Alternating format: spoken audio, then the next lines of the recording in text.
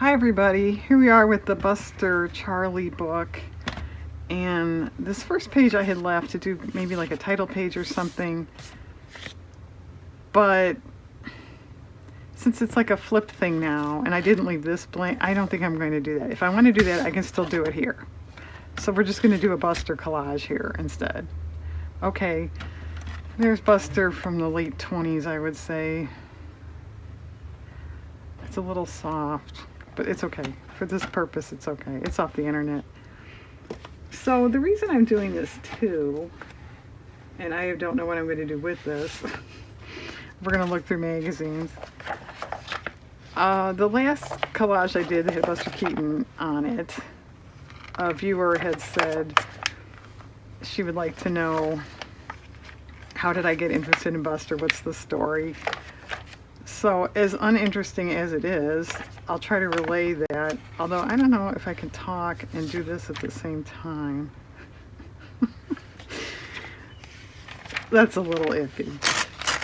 If it is, I'll nix this and do a voiceover. But we have to go way back to the covered wagon days when Diane was in high school. And when she was a senior, she took a film study class that actually was very good. It was very informative. I learned a lot that I retain to this day, but that's beside the point. Anyway, we watched quite a lot of silent films in that class, which I had never seen before. You know, a lot of people say their local TV channels played silent movies when they were a child. Mine never did. Or they were on at 3 a.m. or something. Anyway, so I had never seen any before. And they showed The General, which is Buster Keaton's, of course. I liked it. Everyone, I remember people laughing. Everyone seemed to enjoy it. But, you know, so. Okay, I didn't, give Buster Keaton much thought after that. Well, then fast forward to, about 1990. I'm not sure, give or take on that. It's so long ago, I don't know. The cable channel AM, American Movie Classics, AMC, they occasionally played silent movies, and I caught The General again because I remembered liking it, and it's like, this is really good, this is really funny. And at that age, I was much more impressed. I've always been into film and movies anyway. My mom kind of was. I mean, she wasn't a big fanatic or anything, but if Singing in the Rain was on TV or something, we had to watch it. And so I was kind of always watching old movies with her, I guess. But anyway, so that also coincided with a company putting out Buster's silent films on VHS tape. So I bought, I think I skipped the 3 ages, but I bought all the other ones. And they also they were all like one of his features with 2 or 3 of his short films on it, too.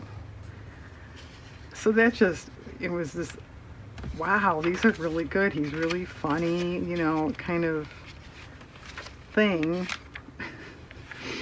And so from there, it's just natural for some people. Not everybody is like this. But then, I read a couple biographies about him. If there were, one of his movies was on TV, because he made some talkies at MGM, which, to be honest, are not great. Buster fans generally don't like them. They're way off what he did in silent films because the studio was telling him what to do, and that's a whole nother story. But anyway, I would watch them if they were on TV. And, it just kind of progressed from there. I never, met any one of his, descendants or anything like that. I never wrote a book about him or anything. I did a lot of artwork. I've done art all my life. I used to do fine art. So I did really nice ebony pencil, a couple ebony pencils, a few watercolors, and then by the time I got into collage, I did a ton of collages of him, a lot. because that, you know, now you can get pictures off the internet and stuff. It's, you know, it's a lot easier to be an artist this day and age. Anyway, well, then YouTube comes along, or my exposure to YouTube. I think I was a little late to the party on that. Those letters are really good, but they don't spell Buster or Keaton or anything, do they? No, Diane, they don't. So on YouTube, I came across some compilation videos, you know, by fans, and the shorts he made with Roscoe Arbuckle at Cominiki. I've heard that pronounced different ways.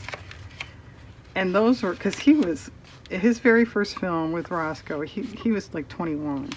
So it was just like, I don't know, it was just so cool to see him so young, and I don't know, it was cool. What can I say? It was neat.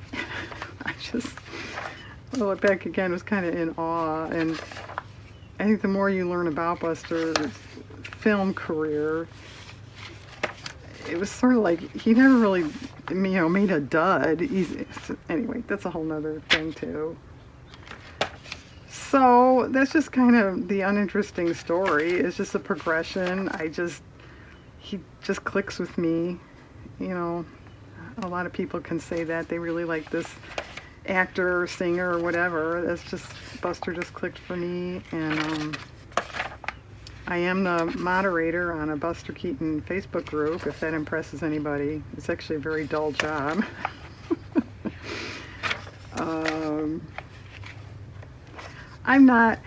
I know a lot about Buster. I mean, I could probably answer most questions an average person might have. If you're like a really hardcore Buster fan, you might ask me a question, I'll go, I'm not sure.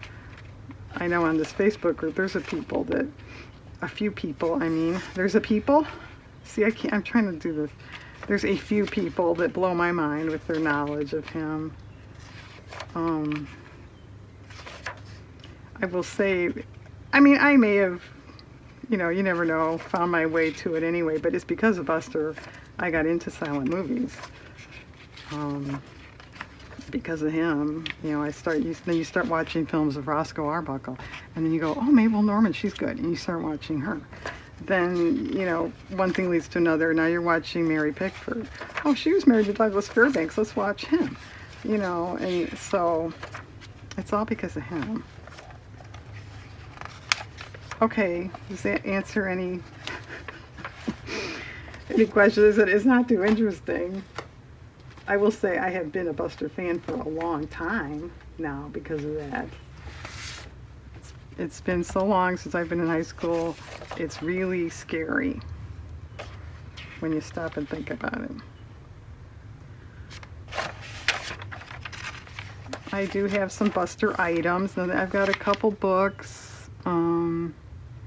I've got 4 more poster pictures, different things up on my walls of him. I don't own any, you know. I own Buster Keaton's, you know, hat. I mean, I don't have anything like that.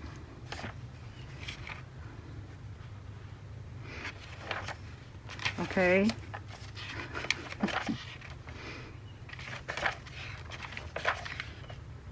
It's nice.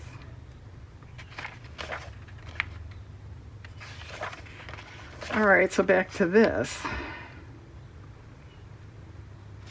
You know, I do have, where did it get to? It's in this box I'm looking at. An envelope of stuff I had saved that was Buster related. Of course, I can't find it right now. I just saw it, literally, I think it was yesterday, because I was sort of like, oh yeah, I forgot I had that. Yeah. BK.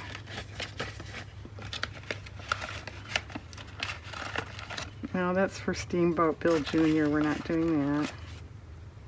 Scene Stealer. That's pretty good. And if the very first movie he ever made was The Butcher Boy. And that's interesting. if it's on YouTube if you want to watch it, but that's his very, he was in, if you don't know, he was in vaudeville from a very early age. I mean, like, three, it varies, 3, 4, 5, 2 even, it varies. It's probably 3. So, I mean, he was, you know, kind of knew what he was doing as far as acting, but, you know, right from the get-go, and from what I understand, it was a chance meeting with somebody that knew Arbuckle in New York. Buster had decided to leave vaudeville and had signed to do a Broadway show, as a matter of fact. But this guy introduced him to Roscoe, and they were shooting, I think, The Butcher Boy, and just said, you know, you want to be in it? You know, think about it, you know. So he did, and he was really good from the get-go, and he and Roscoe were good friends from there on end, and anyway. That's kind of cool. Okay, well, was there a phrase, fan favorite that's a little chewed up? What happened to that? Gets into your soul. That's good with that pose. That's good. No one is going to know what I'm talking about, but Rocky on Jeeves and Wooster. Ooh, this is good. Okay.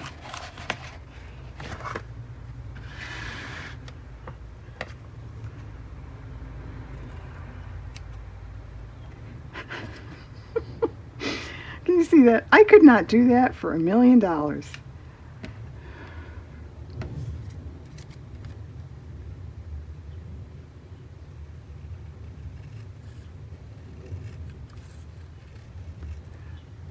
Right, and that missed the can completely.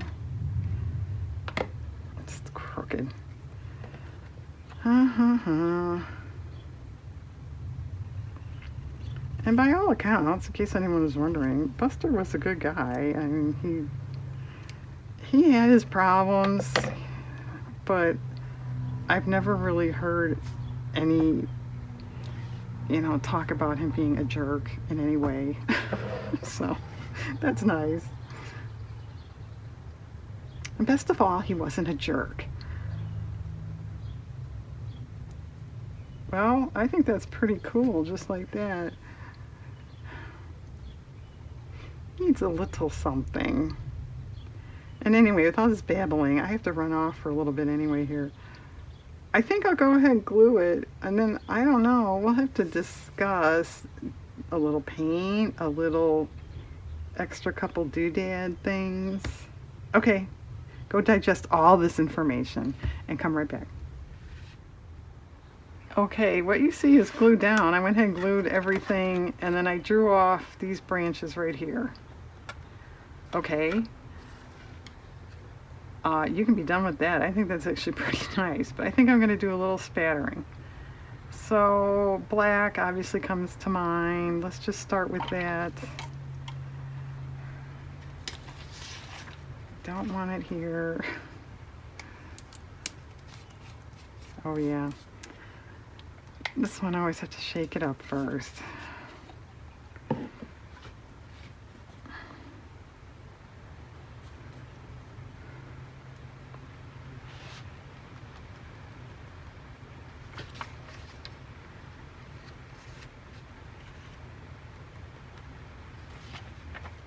Oh, the counter's getting nice spattering effect too.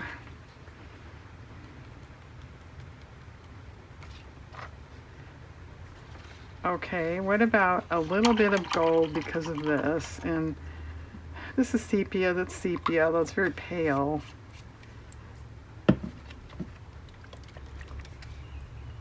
And I think we're done. And I think I like it. That's even better, right?